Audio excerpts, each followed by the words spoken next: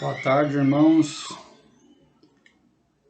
Prazer estar aqui com vocês. Saudade de estar com vocês pessoalmente. Eu não sinto nenhuma falta do templo quanto lugar físico, mas eu sinto muita falta da comunhão com os irmãos em qualquer lugar. Quero convidar vocês a meditar no que Tiago vai dizer no capítulo 1 da sua carta, versos de 2 a 11. E depois o que Pedro vai dizer no capítulo 1 da sua primeira carta, verso 6. O que Tiago vai dizer é impressionante e é desafiador para nós. Você pareceria bastante razoável, comum, se ele dissesse o seguinte: meus irmãos, tende por motivo de grande alegria quando vocês forem poupados por Deus de enfrentarem lutas. Que há de sobrenatural em uma pessoa que tem grande alegria porque não está passando por lutas? Ou se ele dissesse: meus irmãos, tende por motivo de grande alegria quando vocês receberem tudo o que vocês pedem. Ou meus irmãos, tende por motivo de grande alegria quando nada na vossa vida vos faltar. Quando vocês tiverem tudo do que precisam, tende grande alegria. Seria tão comum. E é tão impressionante o que ele escreve, se você meditar com coerência. Ele diz: meus irmãos, tende grande alegria quando passardes por provações. Não é impressionante isso? O Pai Celeste pedindo que seus filhos tenham alegria quando atravessam provações. Várias. Porque cada um de nós passa a luta de forma diferente. E ele continua: sabendo que a prova da vossa fé opera a perseverança. A ideia por trás aqui de provar é a metáfora do ourives que leva o ouro para a fornalha. Não para saber se o que ele está levando para a fornalha é ouro, mas para que aquilo, naquele processo de queima, de calor, seja refinado, seja purificado e saia de lá mais valorizado. Sabendo que a prova da vossa fé opera a paciência, ou seja, as provações são o meio que Deus usa para purificar a nossa fé e nos tornar pessoas perseverantes. Porque sem luta, sem dificuldades, sem provações, sem túneis escuros na vida, nós não temos como dizer que nós somos perseverantes, que nós perseveramos. E ele diz, continua: tenha, porém, a perseverança a sua obra perfeita, para que sejais perfeitos e completos sem faltar em coisa alguma. Para que sejais perfeitos e completos sem faltar em coisas alguma. Para que você tenha no seu caráter tudo. Deus quer te dar no caráter tudo que você precisa para servi-lo e servir o próximo. Ele continua, e tem tudo a ver o que ele vem dizendo, quando ele diz assim: e se algum de vós tem falta de sabedoria, viu como Deus quer que a gente seja completo? Que a gente tenha perseverança, que a nossa fé seja refinada, que a gente não tenha falta de coisa alguma no caráter, e se a gente tiver falta de sabedoria, podemos pedir a Ele, que a todos Ele dá liberalmente. Que em Tiago é só por enquanto. E aí você vai em 1 Pedro capítulo 1, verso 6, é impossível não perceber a semelhança nos dois trechos, se lido com atenção. Pedro está falando nos versículos anteriores de Jesus, da promessa da glória, das promessas do porvir, e ele diz assim: em que vós grandemente vos alegrais, ainda que agora seja necessário que estejais por um pouco contristados com várias provações. Você conclui daqui que existe essa mistura de sentimentos, que a gente é contristado pelas provações, ao mesmo tempo que Deus quer que nós olhamos elas com um enfoque e que a gente veja que ela é motivo de alegria pelo que ela é capaz de produzir no nosso ser.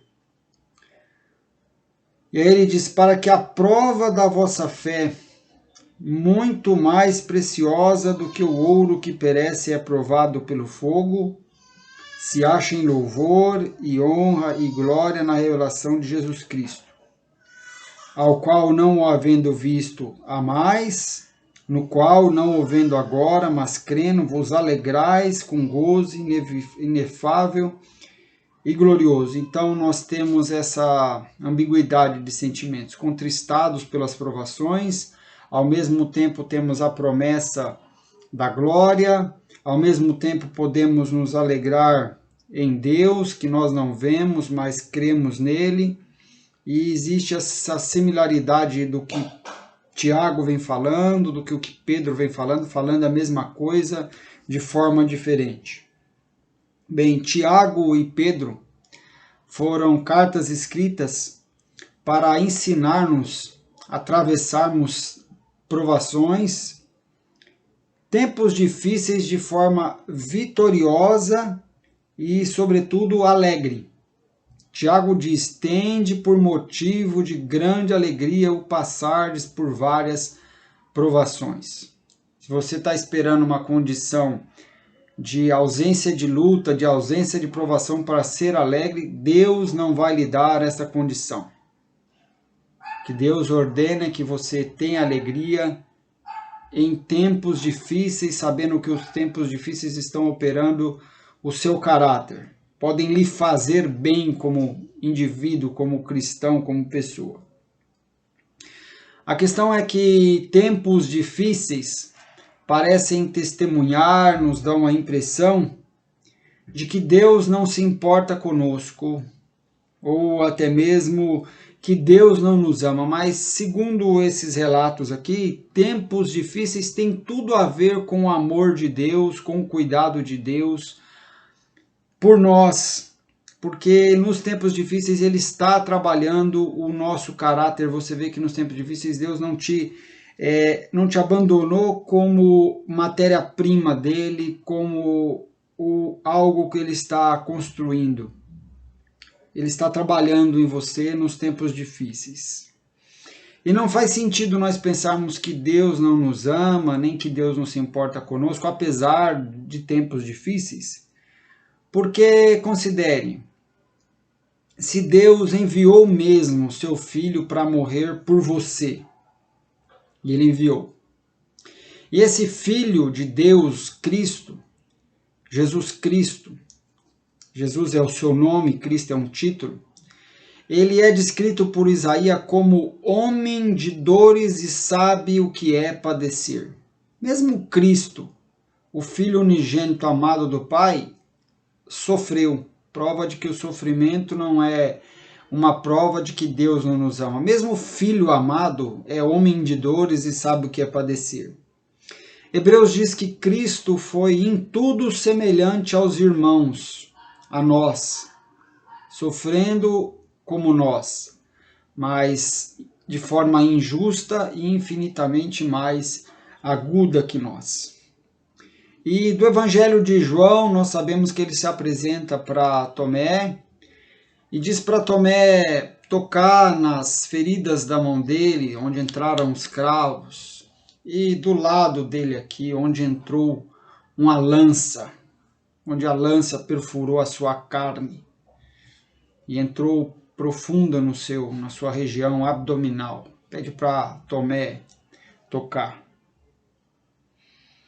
Faz sentido pensar que Deus não se importa com o nosso sofrimento, uma vez que ele enviou o seu Filho para sofrer por nós, e seu Filho experimentou o sofrimento no nosso lugar. Irmãos, Deus não vê somente o que passamos. Não. Quando alguém te diz assim, ó, Deus vê o que você passa, ele está sendo verdadeiro, mas incompleto. A verdade é que Deus conhece por experiência própria na pessoa de Cristo o que é sofrer, em grau infinitamente maior e injustamente. Sabe o que é sofrer por amor. Muitas vezes o nosso sofrimento é porque a gente não tinha escolha, a gente teve que sofrer, mas o sofrimento de Cristo é a escolha do seu amor. Eu quero citar, porque eu acho lindo, esse poema que descreve as feridas do nosso Deus. Como que Deus não sabe o que é sofrer? Como que o nosso Deus não se importa com o sofrimento? Se o nosso Deus tem feridas e não há um outro Deus como o nosso Deus que tenha feridas para nos mostrar como provas do seu amor sacrificial, da sua morte substitutiva em nosso lugar. Diz assim: outros deuses eram fortes, mas tu eras fraco. Cristo era fraco na cruz, feito semelhante a um de nós. Eles cavalgaram. Era assim que os deuses, os imperadores cavalgavam em vitória. Mas para o trono que Cristo caminhava, o seu trono de cruz, ele não foi cavalgando, pujante, cheio de força. Ele foi cambaleando com a cruz nas costas. E diz, somente Deus pode falar com as nossas feridas. E nenhum Deus possui feridas, além do nosso Deus. Você não vai achar no panteão greco-romano um outro Deus com cravo nas mãos e uma lança perfurada. Um outro Deus que foi assim, um Deus que seja a nossa semelhança, fraco quando vestido de homem, que tenha caminhado cambaleando, mas venceu a morte por nós. E tem mais. Com relação a sofrimento, Deus sempre falou abertamente conosco a respeito do sofrimento. Sempre, em todo o seu livro, o seu santo livro, sempre Deus falou abertamente conosco a respeito do sofrimento. Ele nunca nos escondeu que nós haveríamos de sofrer. Se lhe faltar na estante um livro assim sobre sofrimento, um livro cristão, Bom Sofrimento, eu recomendo que você tenha, que você leia sobre esse assunto, que você se prepare. Eu tenho aqui esse bom livro que eu presenteei minha esposa por ocasião da morte do meu sogro, para ela ler, para que ajudasse ela. E é um tema que você deve ler. Mas se você não tem na sua estante aí nenhum livro, se você não conhece alguém também para te emprestar um bom livro, se você não está interessado em comprar um livro, não está interessado em pensar nesse tema, a carta de Pedro e Tiago que você tem aí com certeza vão te ajudar imensamente. Lá você não tem nenhuma dica do que fazer para não sofrer. Você não vai encontrar lá resposta para todas as suas questões a respeito do sofrimento, exatas, matemáticas, não tem essas respostas. Jó não as teve de Deus.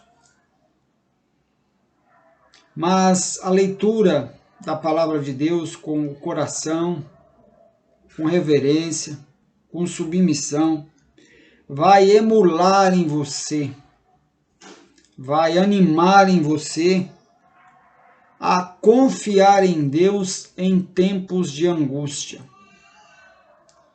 E vai acelerar seu coração para correr para Ele em tempos de guerra. Vai produzir vai te ajudar a se aproximar dele em tempos de angústia. Ao invés de na angústia você achar assim que Deus não te ama, que Deus te esqueceu, na angústia Ele será o teu Deus.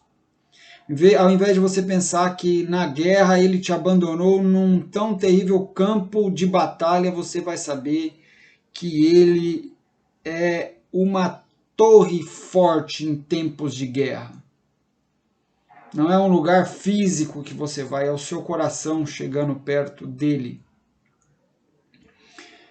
O Deus que enviou o seu único e amado Filho para morrer por nós é confiável. Alguém que vai à cruz por você, que adquire feridas por você, é digno da sua confiança e lhe chama a confiar nele em todo o tempo. Davi descreve a Deus como torre forte em tempos de guerra. É um lugar onde a população estava mais segura num tempo de guerra, uma torre forte, cercada, murada. Deus é esse lugar. E Davi descreve Deus em outra ocasião, diz assim, Salmos 91,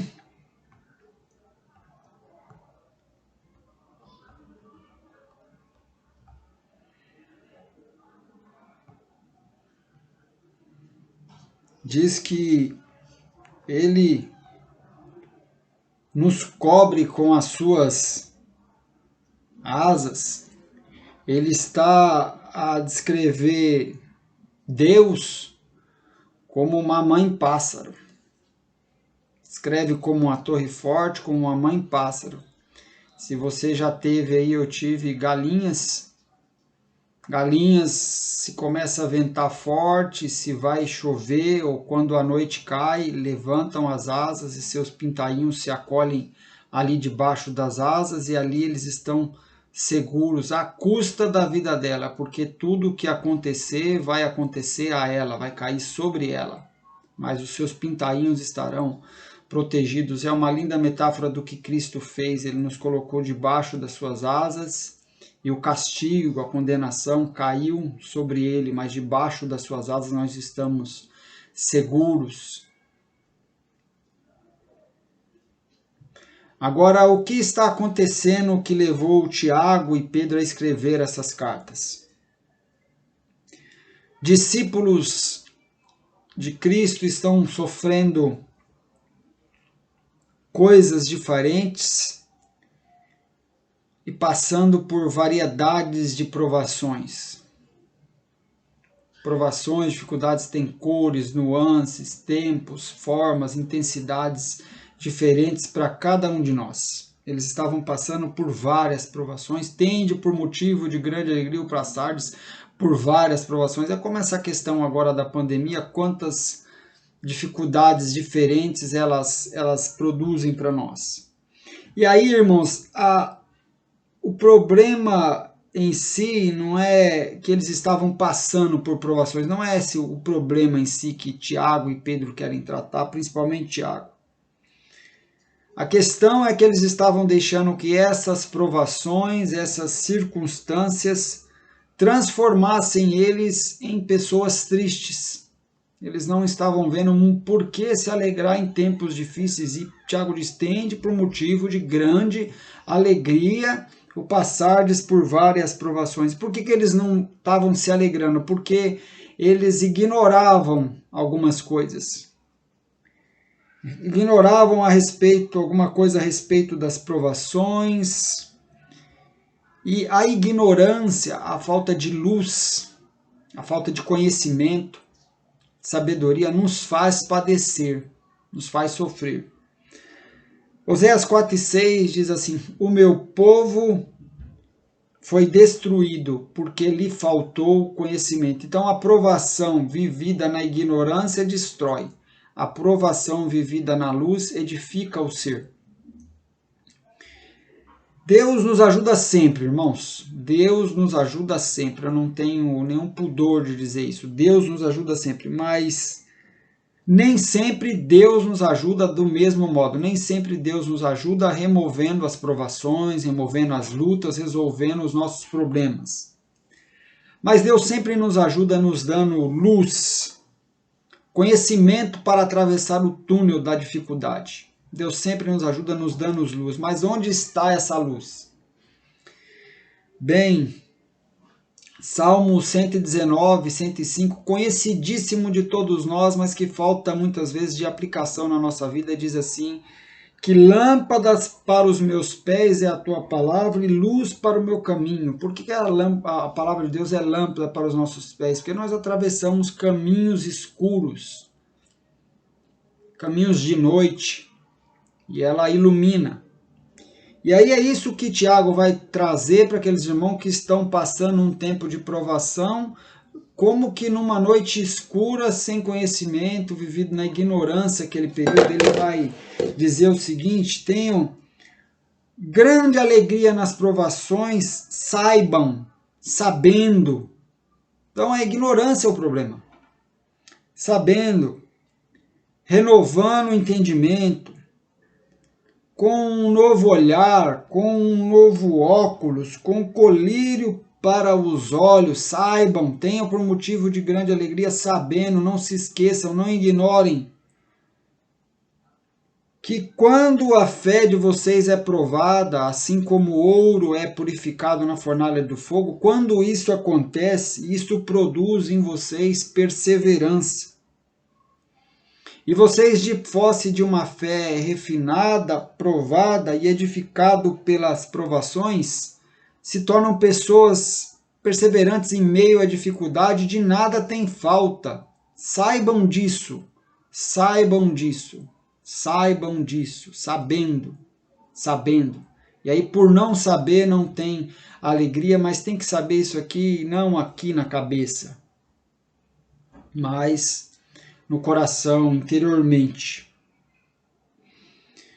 Porque, irmão, o compromisso de Deus conosco, com você, não é te dar tudo o que você quer para você ficar alegre. Vale a pena ouvir de novo. O compromisso de Deus com você não é te dar tudo o que você quer para ser alegre.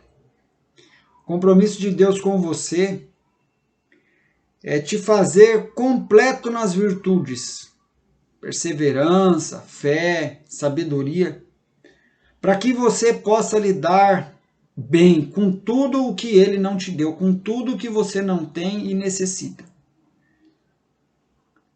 Tempos difíceis são tempos de nós recebermos de Deus virtudes. São tempos que Deus nos completa, que Deus nos faz crescer. São bons tempos sob essa perspectiva.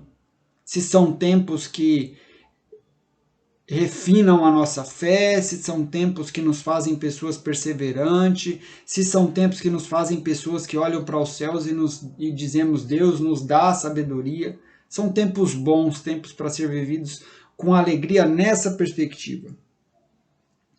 Porque quanto mais nós amadurecemos, mais nós lidamos bem com o que nos falta. De modo que quanto mais nós crescemos espiritualmente, menos nos falta do lado de fora. Quanto mais incompletos nós estamos do lado de dentro, mais nos falta do lado de fora. Por isso que o salmista diz: o Senhor é o meu pastor, nada me faltará. Não é porque nada faltaria do lado de fora, é porque ele tinha Deus como pastor, ele era suficiente. Mais maduro, lida melhor com a falta. Eu trouxe aqui para dinamizar a nossa conversa. Shampoozinho Johnson & Johnson, vazio, sem utilidade.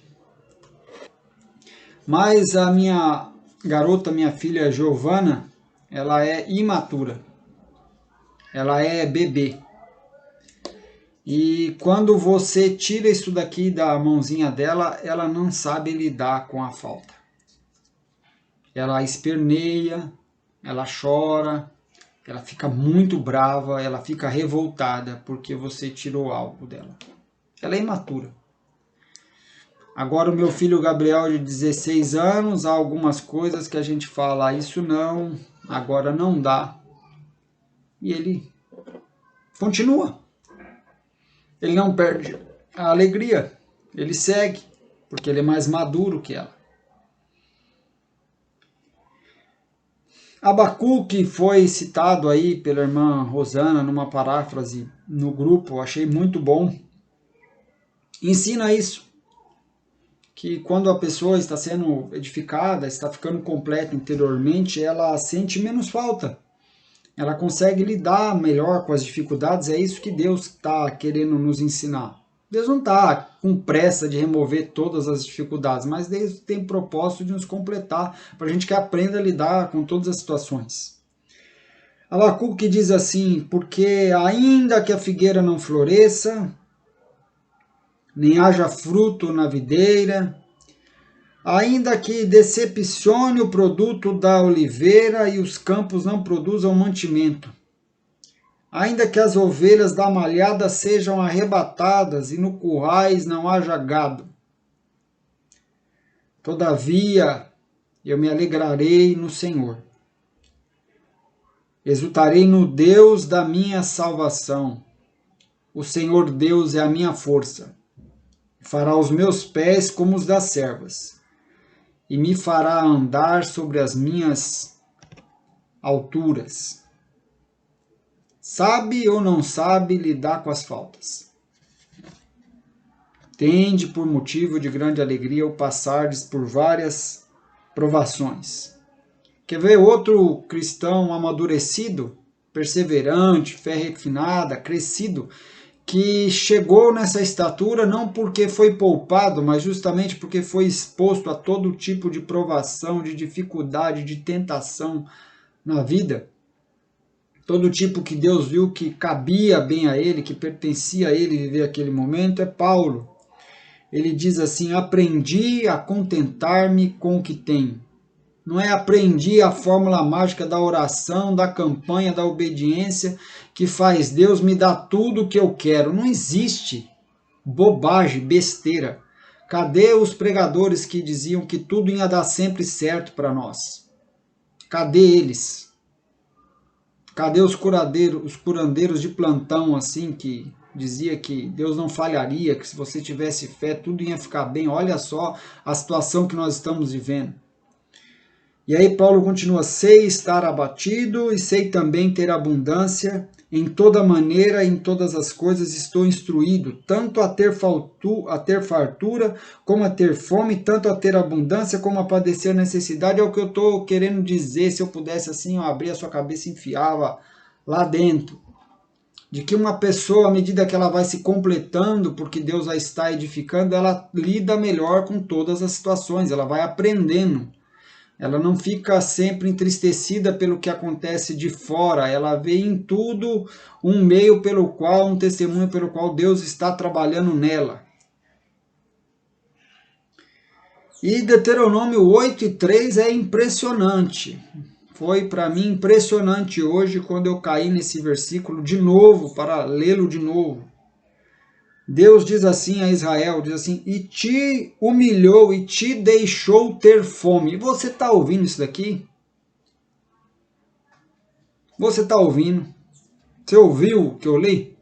Em Deuteronômio 8:3. E te humilhou e te deixou ter fome. Depois te sustentou com maná, que tu não conhecia, nem teus pais o conheceram, para te dar a entender que o homem não viverá só de pão, mas de tudo que sai da boca do Senhor viverá o homem. Deus deixou faltar o que precisava, o que eles queriam. Deus deixou o povo ter fome, mas não deixou o povo sem conhecimento.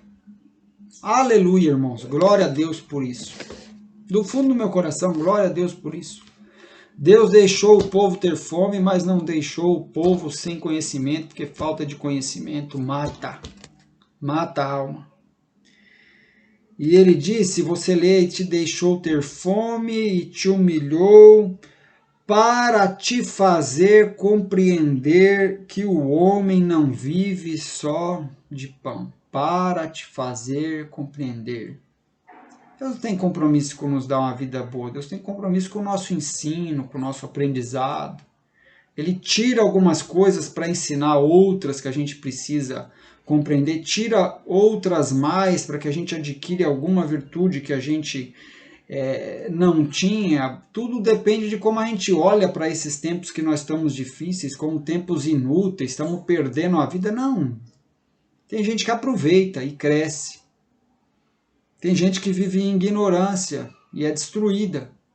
Lâmpada para os meus pés é a tua palavra, para te fazer compreender. E o inimigo se vale do que nós não temos e do que nós não sabemos. Vou repetir, o inimigo se vale do que nós não temos e do que nós não sabemos. Por isso que quando Jesus estava padecendo fome, ele chegou e falou, transforma pedras em pães, se valendo da necessidade. Ele sempre te lembra do que você não tem do lado de fora. Nunca te recorda de quem você é em Cristo, nunca. E aí Jesus responde para ele, daquele versículo que nós lemos, nem só de pão viverá o homem. Jesus não nega que nós precisamos de pão, mas lembra que não é exclusivamente de pão, nem só de pão, não é exclusivamente de pão. E afirma que a palavra de Deus alimenta outra dimensão do seu ser, nem só de pão vive o homem, mas de toda a palavra de Deus.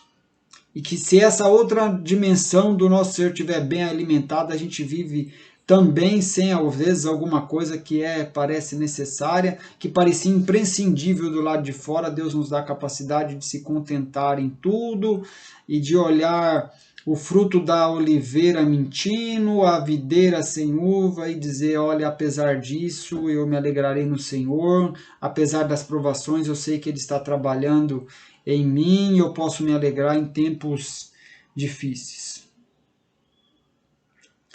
Deus envia tempos difíceis para purificar e fortalecer sua fé, para levá-lo à perseverança, para que você seja uma pessoa madura, capaz de lidar com as faltas, para te ensinar que você precisa bem menos do que você pensa que precisa e que pode ser alegre tendo muito menos do que pede.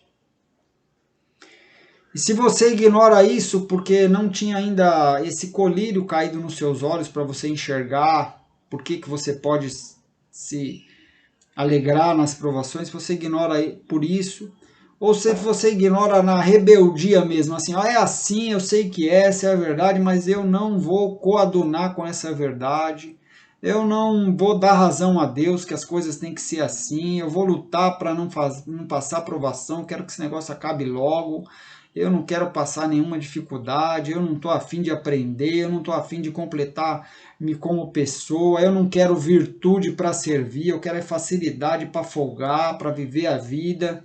Se nas rebeldias do seu coração é assim que as coisas estão operando, você vai ser destruído porque o conhecimento lhe veio, a luz veio e você rejeitou, você fecha a porta para essa verdade que eu estou te comunicando.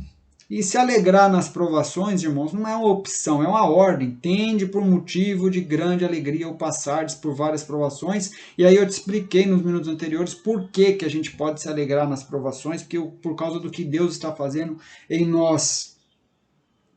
Paulo, na sua carta aos Filipenses, escreve diversas vezes, alegrai-vos no Senhor. Ele está preso, está passando um motivo de dificuldade. Muitos dos mártires, daqueles que morreram por amor a Cristo, morreram cantando, morreram alegres. E olha que o que eles estavam sofrendo era por Cristo. O que a gente está sofrendo, vamos falando aqui exclusivamente da pandemia, não é por causa da nossa fé em Cristo. Tem nada a ver. Tem nada a ver. Está todo mundo sofrendo isso. Está todo mundo sofrendo isso e as consequências disso. E narra-nos a história de um mártir que ali nas chamas da fogueira deu assim um júbilo de alegria e disse, vi a glória de Deus e me alvorocei. Alegria em tempos de dificuldade. E se você disser, olha, tudo bem, mas eu não estou sabendo lidar com esse tempo, não estou sabendo lidar mais com essas dificuldades, com essas adversidades que eu estou passando, não estou sabendo lidar, amém, amém, tudo bem. Tudo bem que você não está sabendo lidar, muitos de nós não estão sabendo lidar, há momentos que eu também não sei lidar com muitas coisas, tudo bem, fique em paz, tudo bem, está tudo bem, fique em paz. Porque Tiago pode nos ajudar aqui também. Ele diz assim, se alguém tem falta de sabedoria, se alguém não está sabendo lidar com as provações, peça a Deus que a todos dá liberalmente, peça porém com fé. Peça porém com fé, não seja como o mar de ondas oscilantes, não tenha um coração assim dividido, não sabe se vai para frente, se vai para trás. Seja perseverante, porque caso contrário não recebe nada de Deus, não é do lado de fora não, de lado de dentro também nada se constrói. Não desperdice, não vamos desperdiçar, irmãos, esse momento de dificuldade, de provação que nós estamos passando. Vamos exercitar a perseverança, vamos trabalhar com Deus o fortalecimento da sua fé, da nossa fé. Vamos pedir que essas provações, vamos se submeter a elas para que ela nos torne pessoas mais completas e virtuosas, e a gente vai poder servir melhor a Deus e ao próximo, e a gente vai lidar melhor com as dificuldades. Se alegre porque Ele está trabalhando em você em tempos difíceis, se alegre nele, e Ele, quando vê seus filhos sofrer de modo digno, de modo coerente com a fé do Evangelho, Ele se alegra nos filhos que sofrem para glorificá-lo, Ele se alegra. Hebreus diz assim dos irmãos nossos que sofreram muito, muito, muito. Sofrimento que provavelmente alguns de nós nunca vão experimentar, e diz assim que Deus não se vergonhava de ser o Deus deles. Ele tinha como um pai orgulho dos seus filhos que sofriam, orgulho de como eles sofriam. Então é isso. E vamos sair dessa fase assim que Deus não pode tirar nada da gente, que senão a gente fica emburrado, a gente fica triste, a gente fica rebelde, como a Giovana é. Eu não vou chamar de rebeldia, não é rebeldia ainda, é só a imaturidade. Tira da mãozinha dela, ela esperneia. Vamos crescer. Tende por motivo de grande alegria o passardes por várias provações, sabendo, com luz, para caminhar, para atravessar esse túnel, que a prova da vossa fé produz perseverança. E a perseverança, quando termina o seu trabalho em nós, nos faz pessoas completas, maduras, sem faltar de coisa alguma, faltando tudo por fora, mas completo do lado de dentro. Fiquem com Deus, um abraço, uma boa semana, até breve. Amém.